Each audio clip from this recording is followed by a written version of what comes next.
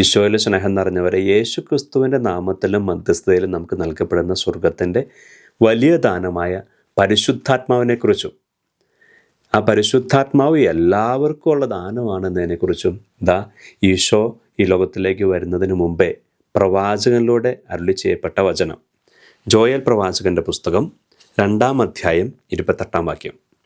അന്ന് ഇങ്ങനെ സംഭവിക്കും, എല്ലാവരുടെയും മേൽ എൻ്റെ ആത്മാവ് ഞാൻ വർഷിക്കും.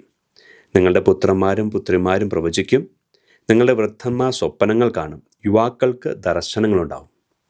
നോക്കിക്കേ, യേശുക്രിസ്തുവിലൂടെ പരിശുദ്ധാത്മാവ് വന്നു കഴിയുമ്പോൾ പരിശുദ്ധാത്മാവുടെ വരദാന ഫലങ്ങളെക്കുറിച്ച് ദൈവത്തിൻ്റെ വചനം പറഞ്ഞു വയ്ക്കുക.